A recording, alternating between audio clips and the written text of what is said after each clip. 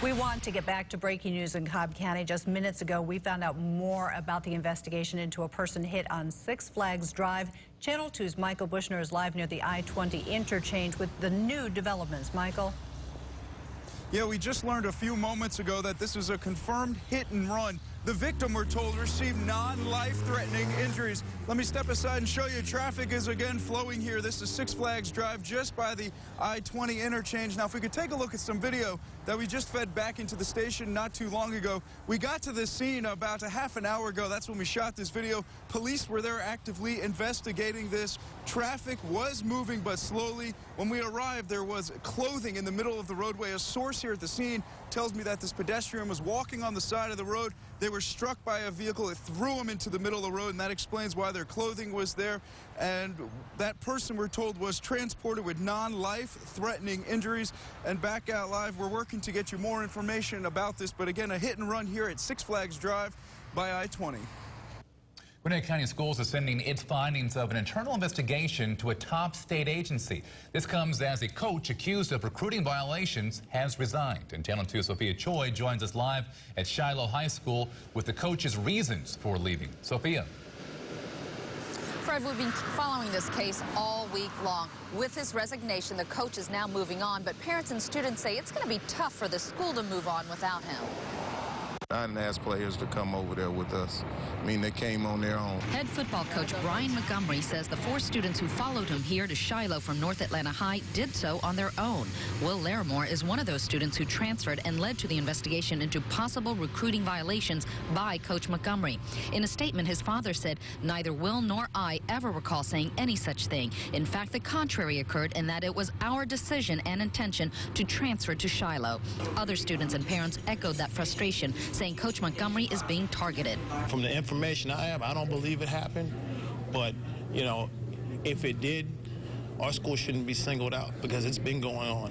It's been going on at all the schools. The district informed the coach on Monday his contract would not be renewed, even before the investigation by Gwinnett County Schools and the Georgia High School Association was finished. So despite a lot of support from parents and students at the school board meeting last night, the coach resigned. I definitely have to do what's going to be best, you know, for my family. A school spokesperson tells us that the investigation is finished, but it still needs to go to the Professional Standards Commission. We've filed an open records request to take a look at that file ourselves when it's done. And new from overnight, a man shot by a gunman tried to get away but died. And witnesses reported shots fired at a Southwest Atlanta apartment complex. Police arrived on Westview Drive and found a man dead on the other side of the complex. They believe he must have jumped from a balcony after a gunman shot him. Witnesses have not been able to shed much light on what led up to the shooting. I didn't hear nobody arguing, I didn't hear nobody fighting, nothing. I just heard the gunshots. So far, police have not named any suspects. What started as a relatively small drug bust led to officers recovering a lot of stolen items. This is a look at just some of what police say they recovered from a Bartow County house earlier this week. Investigators say Leroy Wyndham would take just about anything in on trade for cocaine. Now Cartersville police are trying to find out who the stolen items belong to. A Georgia State University football player is facing charges this morning, and police arrested quarterback Bo Schlechter early Thursday morning after a fight near Moondogs on Peachtree Street in Buckhead. 2 men say Schlechter and several other people they believe are football players too punched and threatened them. Schlechter is charged with disorderly conduct and fighting. Calls today for a local police department to change its policy following the arrest of a 6-year-old girl. Earlier this week, Milledgeville police arrested Talisha Johnson after she started throwing furniture in a Creekside Elementary School classroom. Her family says officers went too far. And Johnson's parents will join the National Action Network for a news conference today demanding the department implement new guidelines in its handling of children. A special guest will join the next graduating class of Spelman College, Oprah Winfrey. She's going to address the 550 graduates on May 20th. Spelman will honor Oprah's education efforts, including her Leadership Academy for Girls in South Africa. Spelman has accepted 3 students from that academy. Here this morning, a year after this fire destroyed their Milton home, the family of a former Atlanta Braves pitcher, Mark Wohlers, is repaying his neighbors for their help rebuilding. As repayment, they're allowing the Roswell Women's Club to use their new home to raise money. And to find out more about the charity event, we have provided the link on our website at WSB-TV.com. Look under web links.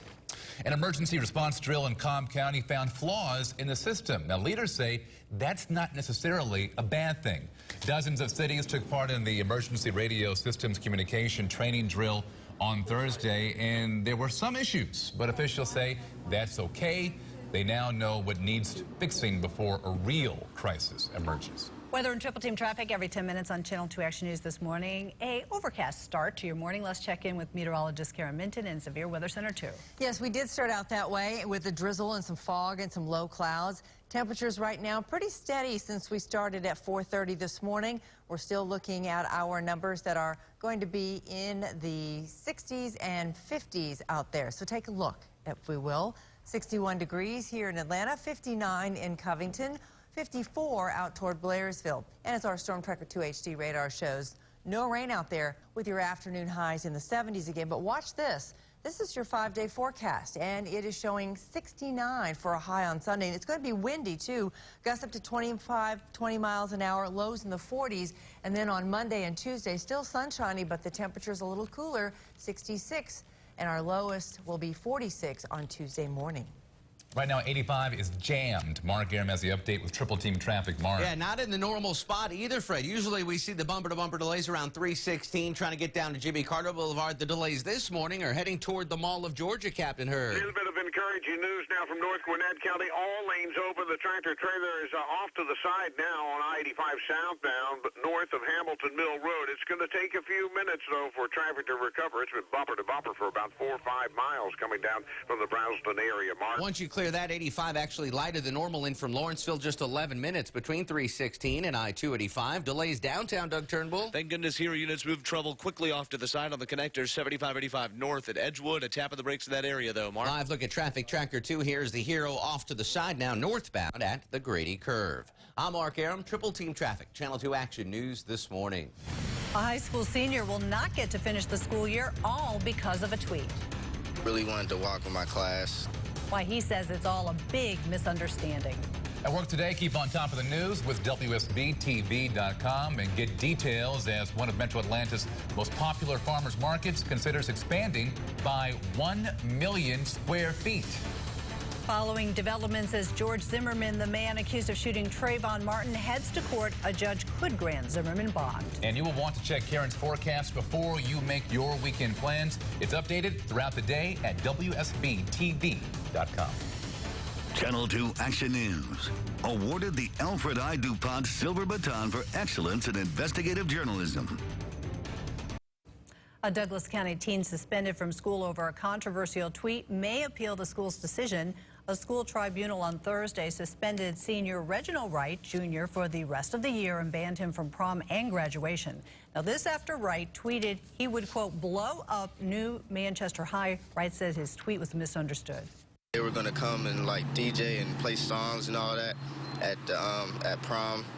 And yeah, I was just trying to get a lot of votes and get a lot of people to notice it so they could vote for us. Wright is also facing criminal charges for the tweet. A former Verizon employee accused of taking thousands from the company through a charity scheme is facing charges this morning.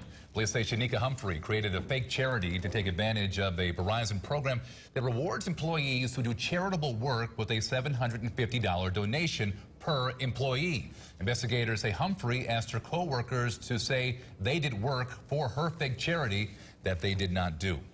Police have released the name of the police officer hurt during a wild chase, and we showed you cell phone video of the chase in Marietta on Wednesday. A police cruiser attempting to chase down home invasion suspects accidentally hit another officer. That officer is D.L. Malone. He suffered a broken leg. The suspects arrested are being held without bond. There's pressure this morning for Atlanta Public Schools to do more to help teachers affected by the redistricting plan. In a letter to Superintendent Errol Davis, the American Federation of Teachers wants the district to provide a list of job openings to faculty and staff currently working at schools slated to close. Also, they would like for those educators to be given first priority in placement at new schools. The Federation is also asking that teachers be able to pick their top 3 choices for reassignment. 2 well-known buildings at the perimeter are up for sale. From News Chopper 2, you can see the King and Queen buildings near I-285 and Georgia 400. TIAA Cref owns them and 2 other buildings in the complex. The company hopes to sell them for about $375 million. If the sale goes through, it could be one of the largest real estate deals in the metro area since the recession. Right now, we're checking your forecast with meteorologist Karen Minton standing by in Severe Weather Center 2. Karen. And we are going to have a nice weekend. Some rain, though, too. And as we look here today, temperatures reaching the lower 70s for much of the area today, with a 5-day forecast that shows the rain rolling in here for Saturday, primarily North Metro into the mountains tomorrow. There could be some on the south side, too. And then drying out for Sunday, windy and much cooler.